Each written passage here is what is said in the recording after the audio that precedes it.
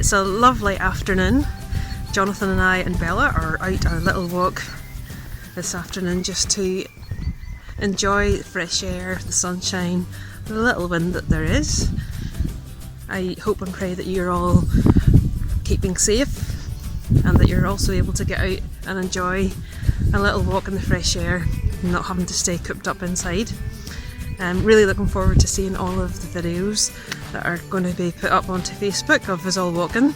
This is going to be a very different Walk for Life this year, a virtual one, but I'm looking forward to it and hearing all your stories of what you're doing and where you're walking. I'm walking just down our road, Mucklerammer Road here in Randalstown, and it's just lovely to see the countryside, the animals.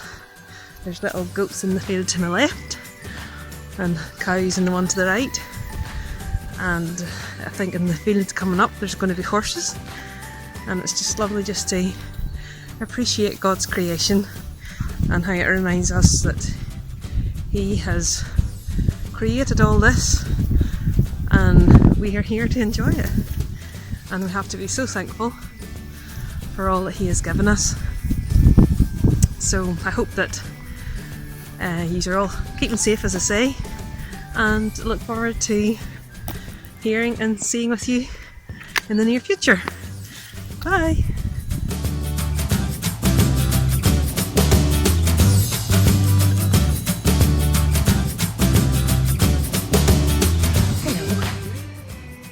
I'm just out for a walk. I'm so sorry that we can't have Walk for Life this year.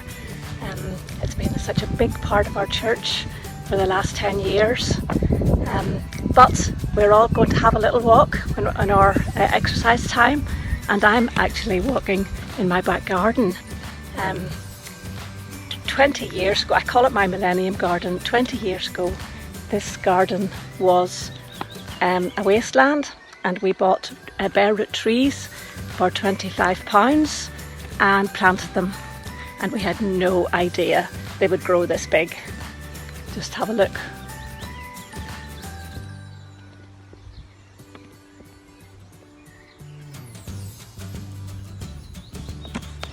But we made a little path, and it's a lovely little walk around here, and it's very relaxing, and it makes me think about God's creation. Do you not notice during this lockdown how green the trees are, and how loud the birds are, and how blue the bluebells are? I even have some here.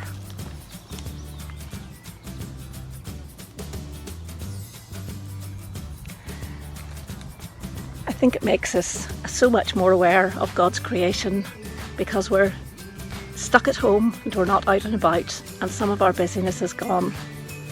And there's a verse in Romans chapter 1 verse 20 that says, ever since the world was created, people have seen the earth and sky.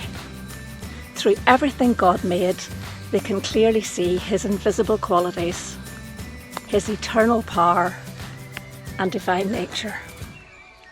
So they have no excuse for not knowing God. Be blessed today.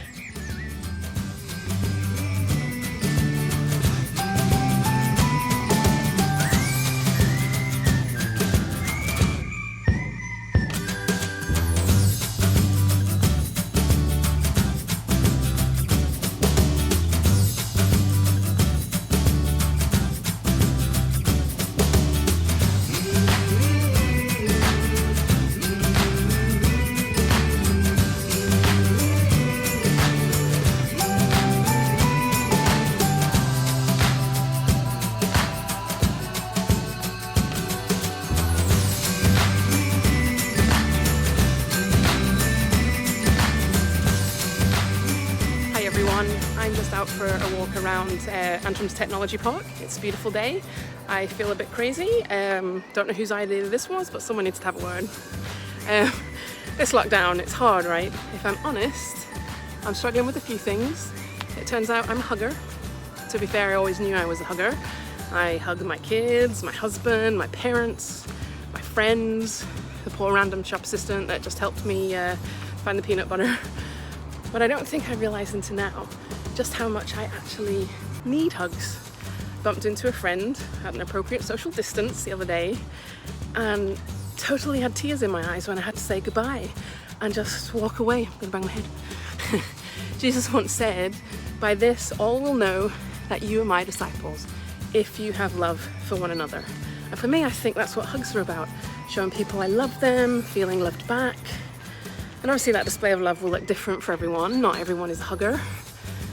But whatever way you show love, it's all part of being a disciple of God. And I think that's pretty cool. So yeah, honestly, I'm not really sure where I'm going with this, other than to say, if you're missing hugging people, you're not alone. And advance apologies to all my friends for crying when we do eventually get to hug again.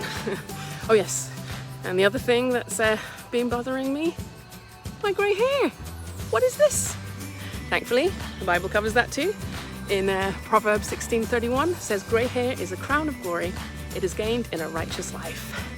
So yeah, that's what I keep telling myself.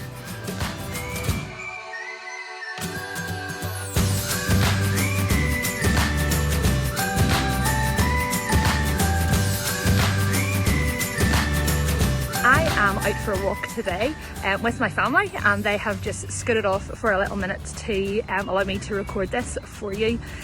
We are in the beautiful Castle Gardens here in Antrim, and we are very blessed to live close to Castle Gardens, so we can walk here, and we do most days, and spend an hour or two here. But I don't know about you, when you've been out walking, especially in parks, there has been a sign that has appeared over the past few weeks, and here it is. Now, when I look at this sign, it got me thinking, what does this sign mean? It means that we can't be within 2 meters of anybody outside of our immediate family who live in our home. And that has been quite difficult for us over these past 6 or 7 weeks, and will continue to be for quite a long time. We love visiting our parents, grandparents, aunties, uncles, cousins, and all of these people. And for now, we can't actually be as close to them as we would like to.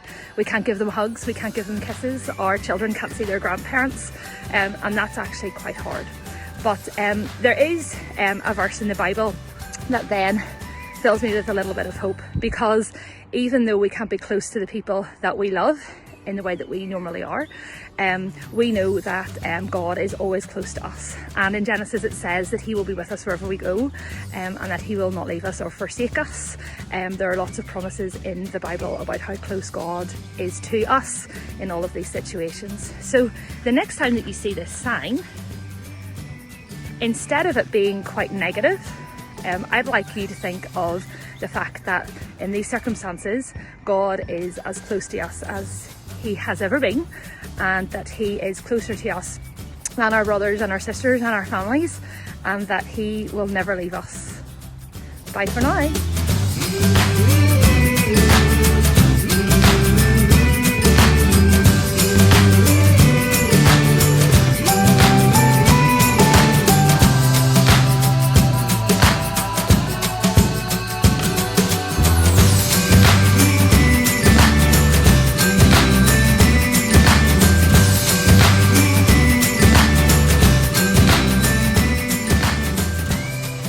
Folks, it's Fiona here.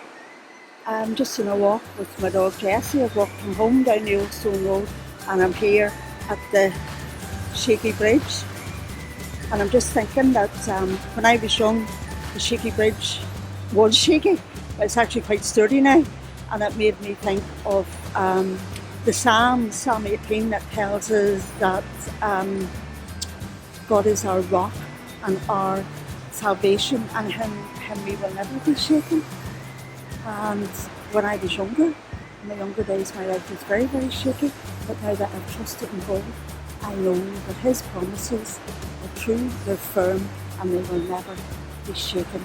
In this part of the river here, where I'm standing, this is a place where I brought my children, and I played when I was young. I would imagine my mum played when she was young too, and my granny, because we're all from Antrim. And this place hasn't changed. It hasn't changed. We had such great fun here with stones thrown in, skimming stones, maybe going in the edge of the water. And this hasn't changed. And that made me think again that the Bible tells us in Hebrews that Jesus Christ is the same yesterday, today, and forever. And He will never, ever change.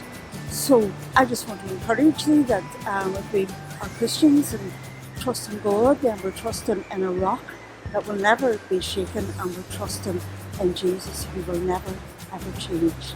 Now, the one thing that has changed since I was young is my ability to climb out of here. So if anybody's passing by, can you give me a hand out, please? Thank you. Bye.